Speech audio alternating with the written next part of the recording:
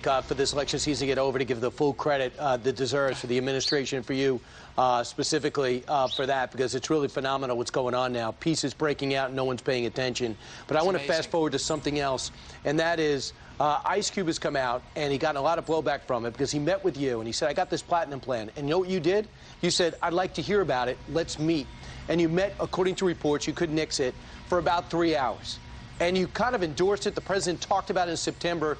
Here's what Ice Cube said yesterday to Chris Wallace, and then I want you to get you to comment.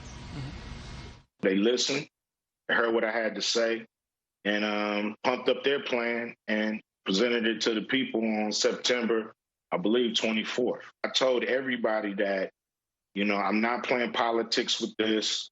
I'm willing to meet with anybody who could bring this to life and make it a reality.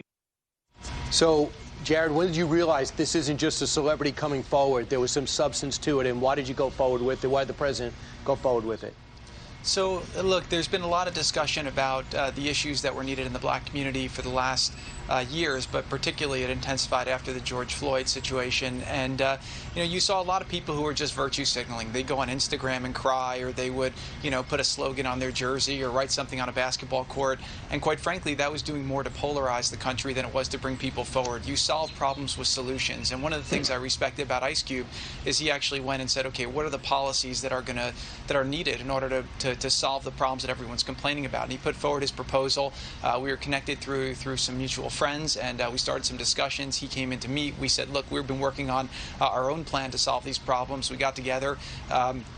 We were able to take him through all of President Trump's accomplishments, whether it was accomplishing criminal justice reform, opportunity zones, the funding he provided to HBCUs, and then we took him through a lot of the different plans that we had for what President Trump could do in the next 4 years. And you know, I'm a big believer in iron sharpens iron. It was a really in-depth and respectful policy discussion. There were some things we didn't agree on, but there were a lot of things we did agree on. I think he helped make our plan better, and we appreciated it. And again, one thing we've seen in a lot of the black community, which is mostly Democrat, is that President Trump's policies are the policies that can help people break out of the problems that they're complaining about, but he can't want them to be successful more than they want to be successful. And what you're seeing throughout the country now is a groundswell of support in the black community, because they're realizing that all the different bad things that the media and the Democrats have said about President Trump are not true. And so they're seeing that he's actually delivered, he's put up results, and a lot of people want to get on board to start working with President Trump, because they know that, you know, unlike most politicians who have been in Washington for decades, who talk and say all the right things,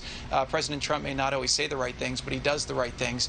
He says what's on his mind, and he gets results. And so people want results. They're tired of politicians who are promising things and not delivering. Well, he does say what's on his mind.